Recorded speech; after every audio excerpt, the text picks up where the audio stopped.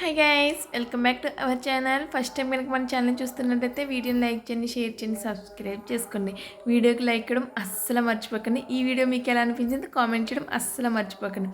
పాప పుట్టి 1 మంత్ అయిపోయిందనమాట. మార్చి 2 అయితే పాప అయితే పుట్టింది. ఏప్రిల్ 2 అయితే వచ్చేసింది అనమాట. నిజంగా ఈరోజు నా లైఫ్లో మార్చ్ 2 అనేది నా లైఫ్లో చాలా మిరాకిల్ డే అనమాట. అసలు ఎవరు అన్న కన్ఫ్యూజన్ని క్లియర్ చేసింది ఆ డే అనమాట. ఎందుకంటే చాలామంది ఇంకా రిలేటివ్స్ కానీ ఫ్రెండ్స్ కానీ పక్క వాళ్ళు కానీ ఎవరైనా బాబే పుడతారు, మళ్ళీ బాబే మళ్ళీ బాబే అని చెప్పినప్పుడు నాకు ఎంత కోపం వచ్చిందో అంతకంటే ఎక్కువ ఏడుపు వచ్చింది. బట్ వాళ్ళ ముందు నేనైతే చెప్పేదాన్ని కాదు. ఇంకా లోపలికి వెళ్ళిపోయాక నాలో నేను ఎంత ఎమోషనల్ అయిపోయేదాన్ని అంటే అసలు నిద్రలో మెలుగు వచ్చినప్పుడు కూడా అసలు నాకు పాప పుడుతుందంటే నాకు పాప కావాలి, నాకు పాప కావాలి అన్న మైండ్ సెట్ తప్ప నాకు రెండో ఆలోచనే లేదు. నేను 9 months ప్రెగ్నెన్సీలో పాపే పుట్టాలి, పాపే పుట్టాలి, పాపే పుట్టాలి అని చెప్పేసి అక్కడ ఉన్నంతసేపు మా హస్బెండ్ బుర్ర అయితే తినేసేదాన్ని. ఏమండి పాప పుడుతుందంటారా, పాప పుడుతుందంటారా, పాప కావాలి కదా, మనకి పాప కావాలి కదా అని చెప్పేసి ఇక్కడికి వచ్చాక మా అమ్మ పుడుతుంది కన్ఫర్మ్గా, నీకు పాపే పుడుతుంది. నాకు ఎంతమంది బాబు అని చెప్పినా సరే కానీ మా అమ్మ ఒక్కరితే నాకు ధైర్యం చెప్పి నీకు పాపే పుడుతుంది, నువ్వు కంగారు పడుకొని చెప్పింది. ఎవరైనా ఉన్నారంటే నాకు సపోర్ట్ చేసింది మా అమ్మ ఒక్కరితే అనమాట. మా హస్బెండ్ కూడా అనేవారు నాకు కన్నీళ్ళు తొట్టడానికి. బట్ ఆయనకి డౌట్ వచ్చేసింది, ఇది ఎంతలా ఫీల్ అయిపోతుంది, ఒకవేళ మనం సపోర్ట్ చేస్తే తర్వాత బాగా పడుతుంది, ఏం చేసేస్తుంది అని చెప్పేసి చాలా అంటే చాలా సపోర్ట్ చేసి మాట వరుసకి అయితే అనేవారు అనమాట. కానీ ఆయనకి అనిపించింది పాపే ఉండాలి, ఆయన ఫస్ట్ ప్రెగ్నెన్సీ కూడా పాప అయితే బాగున్నావు అని చెప్పేసి అనేవారు అనమాట. నాకు అంత ఇష్టం అనమాట ఫస్ట్ పాప అంటే. ఇంకా నాకు ఫస్ట్ ప్రెగ్నెన్సీలో ఉన్నప్పుడు కూడా నేను పిలుస్తాం కదా, పిల్లలతో మాట్లాడతాం కదా, వాడికి కడుపులో ఉన్నప్పుడు నాకు బాబే పుడతాడని చెప్పేసి పేరు చింటూ అని పెట్టేసి, చింటూ తిన్నావా, చింటూ ఏం చేస్తుందని అని చెప్పేసి అలానే మాట్లాడేదాన్ని.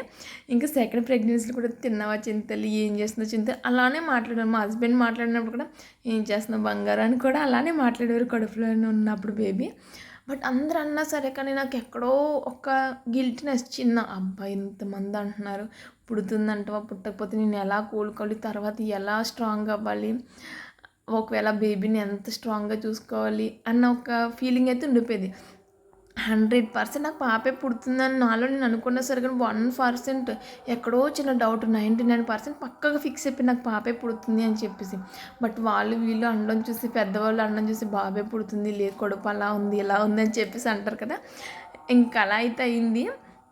ఇంకా తర్వాత అయితే ఆ రోజైతే వెళ్ళిపోయాము. నిజంగా నేను ఈ జర్నీలో మనకి ఎంతోమంది మన చుట్టూ, మన రిలేటివ్స్, మన ఫ్రెండ్స్, మనల్ని లవ్ చేసేవాళ్ళు ఎంతోమంది మన చుట్టూ ఉన్నా సరే కానీ వాళ్ళు ఉన్న ధైర్యంతో మనం బతికేస్తాం. సర్లే నాకేంటి, నా వాళ్ళు ఉన్నారు, నన్ను చూసుకునే వాళ్ళు ఉన్నారు, నాకు ఏదైనా వాళ్ళే చూసుకుంటారు, నేను దేనికోసం భయపడక్కర్లేదు, ఆలోచించక్కర్లేదు అనే సిచ్యువేషన్ మనం అయితే ఉంటాం కదా.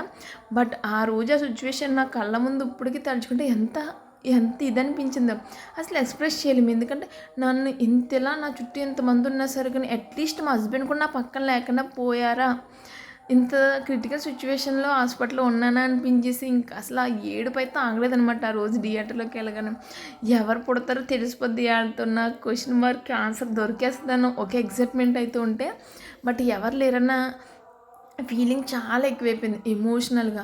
ఇంకా పక్కన మా అమ్మ ఒక్కరితో ఉంది, నేనున్నాను. ఇంకా అప్పటికి కంట్రోల్ చేసుకున్నాను కానీ అస్సలు కంట్రోల్ అవ్వలేదు. ఇంకా మా అమ్మ ఏడవడం, నేను ఏడవడం, ఇద్దరం అయితే ఫుల్గా అయితే ఏడ్చేసాము. బట్ అది ఒక ఎక్స్పీరియన్సే, మనం ఇంకా స్ట్రాంగ్ అవడానికి అది ఒక ఎక్స్పీరియన్స్ అని చెప్పేసి నేనైతే నమ్మాను అనమాట. ఇంకా ఆ ఎమోషన్తోనే థియేటర్కి అయితే వెళ్ళిపోయాను. ఇంకా అదే ఆపరేషన్ అయితే చేస్తున్నారు. పాప అని చెప్పేసి ఆపరేషన్ చేసి తీయగానే ఇంకా నా ఫేస్లో కళ్ళంటి నీళ్ళు, లిప్స్ మీద స్మైల్ అయితే ఇంకా అస్సలు పోలేదనమాట. ఇంకా అంత హ్యాపీగా, అంత ఎగ్జైట్మెంట్గా అయితే ఉన్నాను నేను. చాలా అంటే చాలా హ్యాపీగా ఫీల్ అయిపోయాను. ఇంకా ఎవరు లేరన్న బాధ కంటే ఇంకా పాప పుట్టిందన్న ఆనందం చాలా ఎక్కువైపోయింది అనమాట. మనకు ఆపరేషన్ చేసినప్పుడు డాక్టర్లు మనం మాట్లాడిస్తారు కదా, అమ్మ ఓకేనా, ఎంత ఓకేనా అని చెప్పేసి. ఇంకా వాళ్ళ అబ్జర్వేషన్లో చూసి వాళ్ళు ఇంకేం ఓకే, అమ్మాయి చాలా హ్యాపీగా ఉంది, అసలు తెగ నవ్వేస్తుంది అని చెప్పేసి వాళ్ళైతే చెప్పేవారు అనమాట. నేను ఎంత హ్యాపీగా ఫీల్ అయినా అంతే బాధ కూడా ఫేస్ చేశాను అనమాట. అంటే నాకు ఏం లేదు లైఫ్లో, చాలా హ్యాపీగా ఉంది అని చాలామంది అనుకుంటారు మనం చూస్తున్నారు. బట్ మనం ఎంత హ్యాపీగా ఫీల్ అవుతున్నామో, ఎంత హ్యాపీగా ఉన్నామో ఏ మనిషికైనా సరే అంతే బాధ ఏదో రూపంలో వస్తుందనమాట. అది మనం ఏ ఏ టైంకి ఎలా వస్తుందో కూడా చెప్పలేము. పాపుడుందని హ్యాపీనెస్ నాకు 1 hour ఉండొచ్చు, ఈవినింగ్ వరకు ఉండొచ్చు. బట్ తర్వాత చాలా ఇష్యూస్ ఫేస్ చేశాను. చాలా అంటే చాలా బాధ, భయం అన్నీ అనిపించేసింది.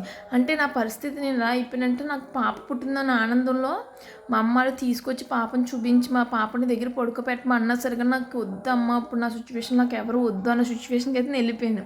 అదే అంటారు మనం ఎంత హ్యాపీగా ఫేస్ చేసినా అంతే బాధను కూడా ఫేస్ చేస్తామని చెప్పేసి నాకు అది మూమెంట్ కూడా అర్థమైపోయిందంట.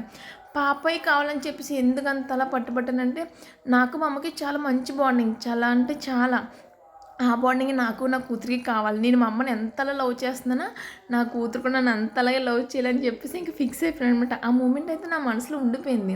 మా ఫ్రెండ్ అంది, "ఎందుకంతలా అంటే అందరూ ఒకేలా ఉండరు కదా! తర్వాత మీరు ఉండలేనట్టు అది మీరు ఉండకపోతే ఏం చేస్తావు మీ అమ్మ నువ్వు ఉండలేనట్టు" ఏమో నాకు కావాలి అనిపించింది. నా కూతురు నాకొచ్చింది చాలు అని లైఫ్ అయితే ఇంకా నేర్పించింది. నా బుజ్జి తల్లి పుట్టినందుకు నేను చాలా హ్యాపీ ఫీల్ అయ్యాను. ఇంకా అంటే చాలా హ్యాపీగా ఫీల్ అయ్యాననమాట. అంటే ఇప్పుడు కొడుకులు చూడరా అన్న ఉద్దేశం అయితే నాది కాదు. ఇప్పుడు కొడుకున్నాడనుకోండి, తండ్రికి ఎళ్లి ఫ్రీగా చేయగలడు కానీ, తల్లిని తిన్నావమ్మా అని అడగగలడు కానీ, వచ్చి తను తల్లికైతే చేయలేడు కదా! ఒకవేళ ఆ అబ్బాయి చేసినా సరే కానీ, మనమైతే చేయించుకోలేమనమాట. ఇంక నా కొడుకు నాకు చాలా లవ్ చూపిస్తాడు. నేను వానికి ఇంకా లవ్ చూపిస్తాను.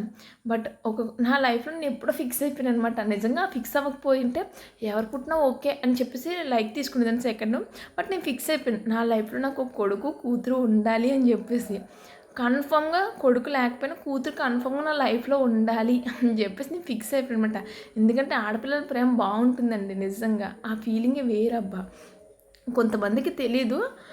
బట్ అందరూ అలా ఉండరు కదా! ఇంక 1 మంత్ అయిపోయింది. చాలా డేస్ తొందరగా గడిచిపోతున్నాయి. డేస్ అయితే అలా అయిపోతూ ఉన్నాయి. నిజంగా నేను ఎంత హ్యాపీగా ఫీల్ అయ్యానో, మా హస్బెండ్ ఎంత హ్యాపీగా నా కొడుకు ఇంకా హ్యాపీగా ఫీల్ అయ్యాడనమాట. ఎందుకంటే వాడు కూడా చెల్లే కావాలి, చెల్లే కావాలి, చెల్లి, చెల్లి, చెల్లి, చెల్లి అని చెప్పేసి నా కొడుకంటే నాకు పిచ్చ ప్రాణం. ఇంకా నాకు కూతురు కావాలి కాబట్టి కూతురు కూడా ప్రాణం అనమాట. నాకు బంగారు లాంటి 2 పిల్లలు. ఇంకా చాలా అబ్బాయి లైఫ్‌కి చాలా అనిపించేసిందనమాట ఇంకా పాప పుట్టగానే. ఇంకా 1 మంత్ అయితే అయిపోయింది. బయట నుంచి కేక్ ఎందుకులే మనమే చేద్దామని చెప్పేసి ఇంట్లో అయితే రవ్వ కేక్ అయితే చేసిన టేస్ట్ అద్భుతంగా కుదిరిందబ్బా! ఇంకా పాప అయితే ఇంకా ఫొటోస్ తీద్దామంటే అసలు లెగట్లేదనమాట. ఈవినింగ్ వరకు లెగలేదు ఆ రోజు అసలు పడుకొనే ఉంది. పాలు తాగడం, పడుకోవడం తప్ప అసలు యాక్టివ్‌గా లెగలేదు. ఇంకేం చేస్తాం మా అబ్బాయి, మా అమ్మ కలిసి ఇంకా కేక్ అయితే కట్ చేసి మేమే తినేసామనమాట. మీకు ఈ వీడియో ఎలా అనిపించింది కామెంట్‌లో కామెంట్ చేయడం మర్చిపోకండి. ఏమైనా తప్పు మాట్లాడుంటే క్షమించండి. ఉంటాను. Bye bye.